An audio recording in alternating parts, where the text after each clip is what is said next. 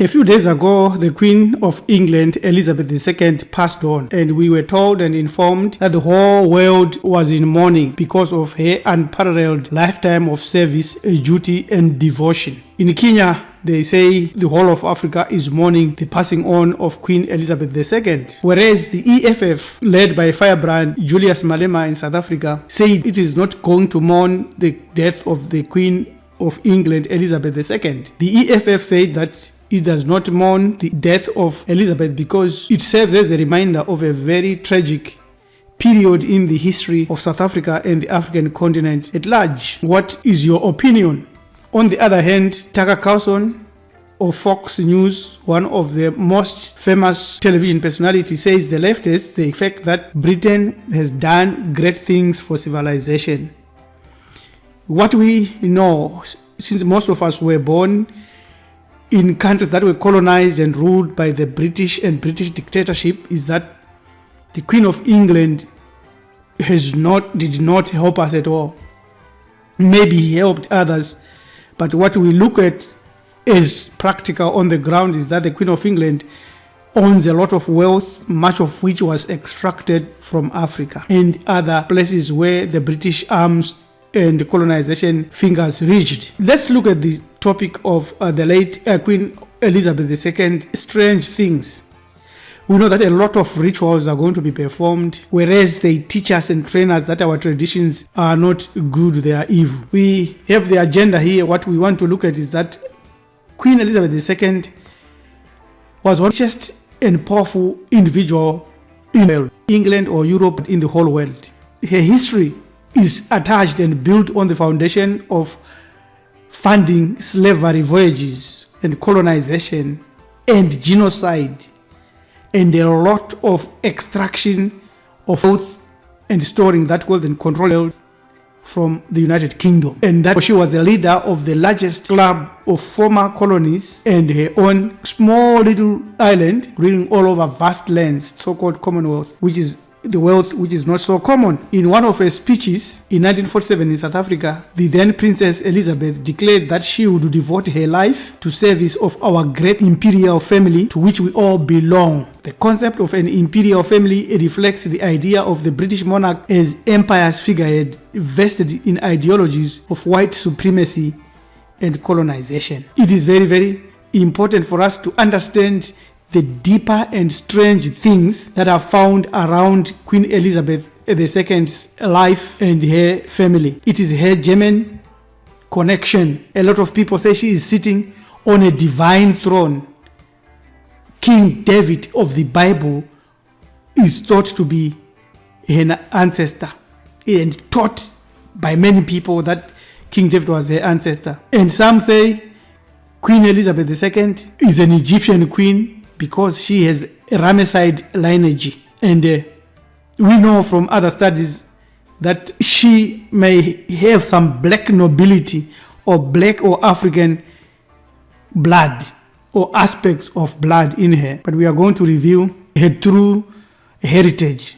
Because first and foremost, she is of German connection, because Kaiser Wilhelm II of Germany, also a grandson of Queen Victoria, was the king's cousin. The queen herself was German.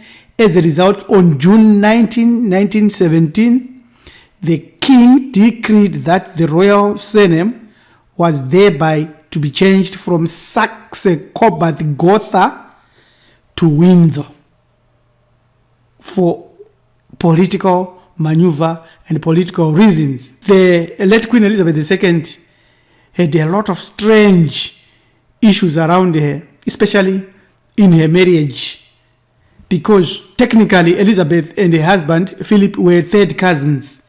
Elizabeth related to Queen Victoria on her father's side, and Philip was related to Queen Victoria on his mother's side. Philip was born into the royal families of the Greeks and Denmark, but renounced his original titles when he married Elizabeth. They were married for 73 years before his death on April 9, 2021. But there are more strange things to look into. Who created the British monarch? It is William the Conqueror in 1066 in the Norman invasion, when he conquered and destroyed another dynasty, Harold Godwinson of the House of Wessex.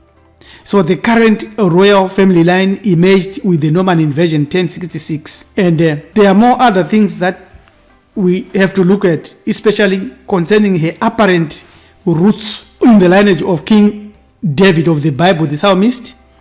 And therefore she becomes a Hebrew or an Israelite royalty, a divine royalty, according to writers like Herbert W. Armstrong, who wrote The United States and Britain in Prophecy, and Judah Scepter and Joseph's Birthright. These are all the books, Israel in Britain. And this one by Adam Rutherford, best known for his authoritative and highly respected works showing the connection between the Bible prophecy and the Great Pyramid, wrote in 1934, Israel, Britain, an exciting historical account of the movements over the centuries and final destination of the so-called lost 10 tribes of Israel. Very, very interesting. Even the Chicago Jewish News go on to say English royalty-related Jewish kings. You go to this website and you find a lot of stuff there. They give evidence, for instance, like the coronation chair in Westminster Abbey, where there is this stone or Leafile, the stone of scorn, which is strange indeed, because they say this provides irrefutable proof that the British royal family is destined to have what it is having today. But there are others that challenges, like this book, The United Church of God, a British Israel History Exposed, and also the stone Leafile, fail of that destiny. And those who say the Egyptian connection of Ramesside lineage is found within the British royal family are people and authors and researchers like Davidic in his book, where he posed the Pearsall Bush family as connected, and thereby positing that no one can rule in the United States when they are not related to the Queen. So he goes on to give us a family chart from many other sources. David Icke proposes this in many of his videos and the books, where we know that Ptolemy Soter I and his wife Berenice, of course Alexander died without leaving any children, and Ptolemy Philadelphus and Ptolemy Eugetes and Ptolemy Philopater, these four. And then there are many others that we will jump, and we come to 1603. Most of these were BC, and then we come to 1603, and we find that King James I of England. We go to Elizabeth Stuart and Frederick. We go to Alexandria of Denmark, George V, Mary of Teck, George and Elizabeth and Prince Philip. Elizabeth is one, Elizabeth II we are talking about and discussing about, and Prince Philip and Prince Charles Wales and Princess Diana Spencer. These are the last we are dealing with now, including the late Queen Elizabeth. So this lineage, as far as we have looked at it, goes back to the Greco Romans, not Ramesside. So we look again on the black or African nobility background, where we are told that the true racial composition of Europe has been presented as totally white, to a point where we do not know that melanin dominant people, Africans, were the rulers of Europe, and that if that is the truth, it is because of interracial marriages and other activities that allowed the white people to penetrate into the black aristocracy. And that by 1841, the aristocracy became whitened totally. And then a few years later, 40 years later, decided to partition and to colonize Africa. So if they came out of Africa, that was a full circle back. And this is the proof that we have of Charlotte, Queen Sophia Charlotte, who was black or a mulatto. And here is how she is painted sometimes by others. And then this is strange. Where did Queen Elizabeth II's race come from? This is what we need to investigate now, because the black nobility of African descent, churches dig it down. We're giving websites here to prove that beyond any reasonable doubt. And what happened to them, we have already demonstrated that it was because the whitening, the genocide, the wars, and the destruction which is still going on, encouraged by those Europeans that came into Europe. So let's look at another fact. Up until 8,000 years, early hunter-gatherers in Europe were largely of dark skin. Because of that fact, we know that our ancestors battled and fought against dinosaurs, putting them billions of years ago. Now, 2 of the genes have now been isolated and they are known to produce light skin. SLC24A5 and SLC45A2, and there is a series of others like the OCA1, OCA2 up to OCA5 that causes melaninated people to become like this. Therefore, DNA proves that there were no white people in ancient Europe, but there were black people.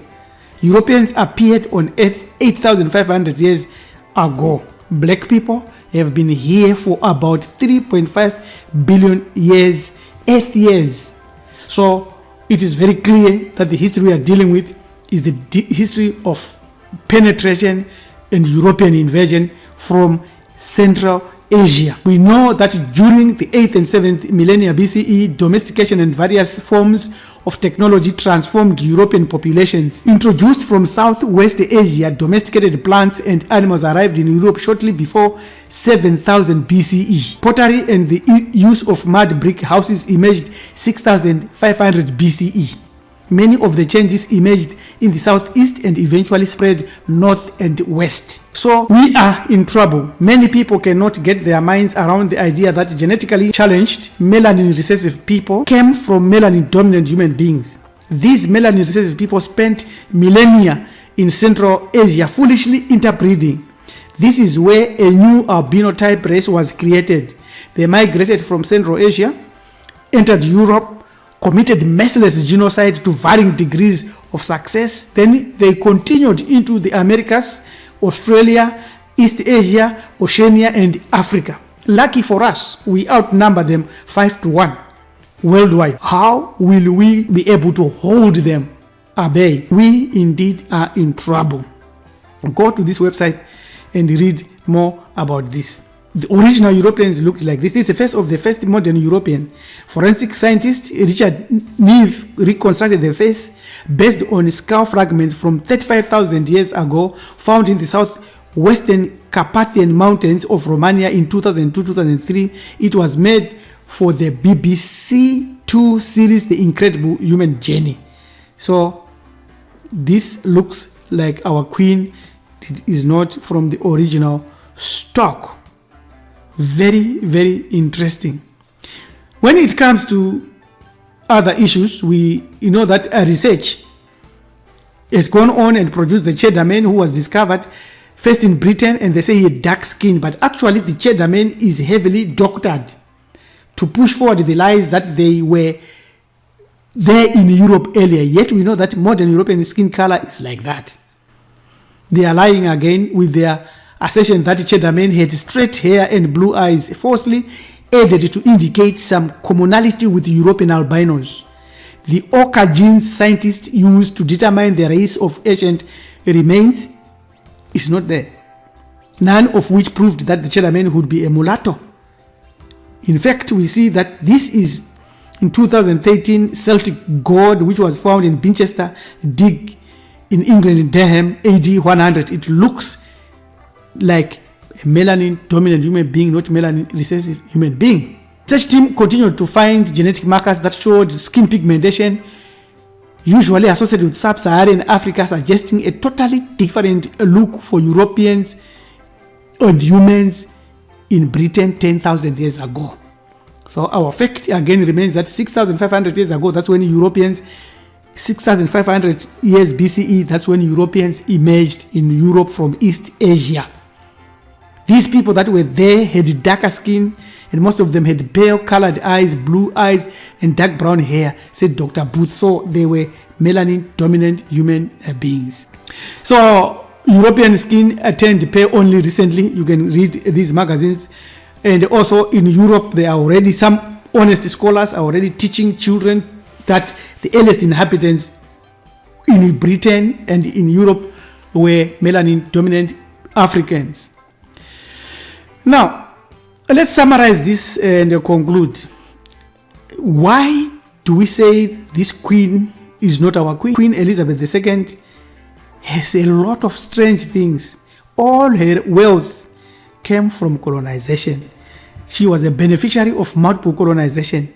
She is not sitting on a divine Davidic throne because the Old Testament is a doctored, fraudulent book. Britain was discovered when Julius Caesar, a general at that time, made 2 expeditions to Britain in 55 and 54 BCE. So they are Roman or Greco Roman people. She has no melanin dominant human bloodline, but a Greco Roman ancestry, because Europeans are a modern race of 8,500 years ago. If she was a melanin dominant human being, we would know that she is not, because she would not have allowed this by a scholar to put his foot on the head of the great King Ramesses II. And Britain has committed multiple genocide in Africa, in Asia, in Iraq, and in the United States. Last but not least, she never apologized for this genocide. Her continuous support of African dictators, or dictators anyway, leaves a lot of us in 6s and 7s in terms of appreciation what she has done. Therefore, we end up honoring our own righteous leaders who fought for us, and she was not our queen, but a colonizer. To learn more about this, and so that we can work together, contact us on join@marfado.com. Till we meet again, your manager Topi, Dumizu Lukunikeni Mjaganja, Siabonga, Tatenda, Edupe, Enkos. Asante sana.